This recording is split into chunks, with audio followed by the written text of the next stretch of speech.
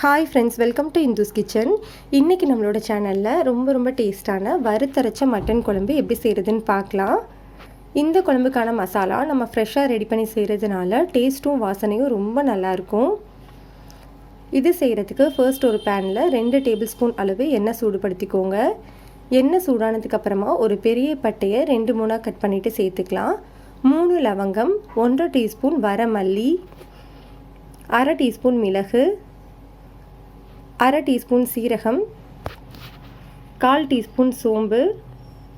நான் ஒரு 8 வரமிளகாய் சேர்த்துருக்கேன். உங்களோட காரத்துக்கு ஏற்ற மாதிரி மிளகாயை நீங்கள் அட்ஜஸ்ட் பண்ணிக்கோங்க. ஸ்டவ்வை லோ ஹீட்டில் வச்சுட்டு இது எல்லாமே நல்லா வாசனை வர வரைக்கும் வறுத்துக்கலாம். இதில் சேர்த்துருக்கிற எந்த பொருளுமே கரிஞ்சு போயிடக்கூடாது. அப்படி கரிஞ்சிருச்சுன்னா நம்மளுக்கு அந்த ஃப்ளேவரே போயிடும். நல்லா வறுப்பட்டதுக்கப்புறமா இதை ஒரு பிளேட்டில் கொட்டி ஆற வச்சுக்கலாம். இப்போ நம்ம அதே பேனில் இன்னும் 1 டேபிள் ஸ்பூன் அளவு எண்ணெய் சூடுபடுத்திட்டு 1 இன்ச் அளவு இஞ்சி சேர்த்துக்கோங்க. 12லேருந்து 15 பல்லு பூண்டு சேர்த்துக்கலாம். 1 பெரிய வெங்காயத்தை ரஃப்பாக கட் பண்ணிவிட்டு சேர்த்துக்கோங்க. நம்மளுக்கு இந்த குழம்புக்கு மொத்தமாக 2 பெரிய வெங்காயம் தேவைப்படும். இதில் இப்போ நம்ம 1 பெரிய வெங்காயம் சேர்த்துருக்கோம். 1 பெரிய தக்காளியை ரஃப்பாக கட் பண்ணிவிட்டு சேர்த்துக்கலாம். ஸ்டவ்வை மீடியம் ஹீட்டில் வச்சுட்டு இது எல்லாமே நல்லா வதக்கி விட்டுறலாம். வெங்காயம் தக்காளி எல்லாமே நல்லா வதங்கினதுக்கப்புறமா இதில் ஒரு 2 டீஸ்பூன் அளவு தேங்காய் சேர்த்துக்கலாம். துருவன தேங்காவாக இருந்தாலும் சரி, கட் பண்ண தேங்காவாக இருந்தாலும் சரி, எது வேணும்னாலும் நீங்கள் சேர்த்துக்கலாம்.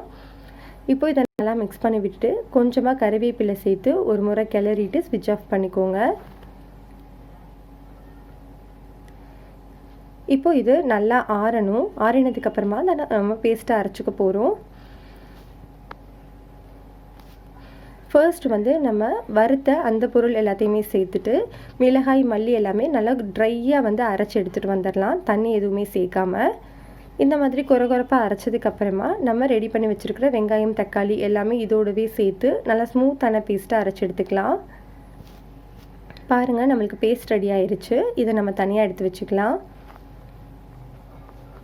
இப்போ ஒரு குக்கரில் ஒரு 4 டேபிள் ஸ்பூன் அளவு எண்ணெய் சேர்த்துக்கோங்க. எண்ணெய் சூடானதுக்கப்புறமா 2 பிரியாணி இலை, ஒரு ஸ்டார் பூ, 1/2 டீஸ்பூன் சோம்பு, பாதி பெரிய வெங்காயத்தை நீளமாக கட் பண்ணிவிட்டு சேர்த்துக்கலாம். ஸ்டவ்வை மீடியம் ஹீட்டில் வச்சுட்டு இதை ஒரு 1 நிமிஷம் வதக்கி விட்டுக்கோங்க. இப்போ இதில் 1/2 கிலோ அளவு சுத்தம் பண்ண மட்டன் சேர்த்துக்கலாம். எப்போவுமே குழம்பு செய்யும்போது எலும்பும் கறியும் இருக்கிற மாதிரியாக பார்த்து வாங்கிக்கிட்டிங்க அப்படின்னா டேஸ்ட் ரொம்பவே நல்லாயிருக்கும். இதை நல்லா இந்த மாதிரி மிக்ஸ் பண்ணிவிட்டு ஒரு மூடி போட்டு 5 நிமிஷம் வேக வச்சுக்கலாம். 5 நிமிஷத்துக்கு அப்புறமா மட்டன்லேருந்து தண்ணி பிரிஞ்சு வந்திருக்கு பாருங்கள். இப்போ இதை ஒரு முறை நல்லா மிக்ஸ் பண்ணி விட்டுறலாம். நான் மட்டன்லேயே மஞ்சள் தூள் போட்டு கழுவி எடுத்துட்டேன், அதனால் தனியாக சேர்க்கலை. சப்போஸ் நீங்கள் சேர்க்காமல் இருந்தீங்கன்னா 1/2 டீஸ்பூன் மஞ்சள் தூள் கூடவே நம்ம அரைச்சி வச்சுருக்கிற மசாலா அதையும் சேர்த்துடலாம்.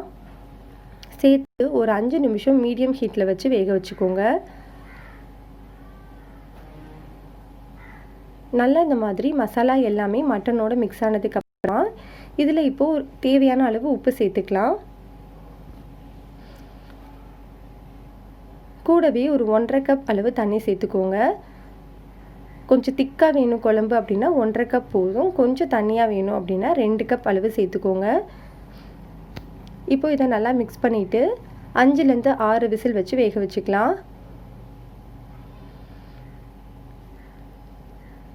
6 விசிலுக்கு அப்புறமா ப்ரெஷர் எல்லாமே தன்னால் இறங்கிடுச்சு. இப்போ நம்ம ஓப்பன் பண்ணி பார்க்கலாம். பாருங்கள், நம்மளுக்கு சூப்பரான மட்டன் குழம்பு ரெடி ஆகிடுச்சு. இதில் இப்போ பொடியாக நறுக்குன கொத்தமல்லி இலைகளை தூவிட்டு நம்ம சர்வ் பண்ணிடலாம். ரொம்ப சூப்பரான வறுத்தரைச்ச மட்டன் குழம்பு ரெடி. இதே மாதிரி நீங்களும் செஞ்சு பாருங்கள். உங்களுக்கு இந்த ரெசிபி பிடிச்சிருந்ததுன்னா லைக் பண்ணுங்கள், ஷேர் பண்ணுங்கள், கமெண்ட் பண்ணுங்கள்.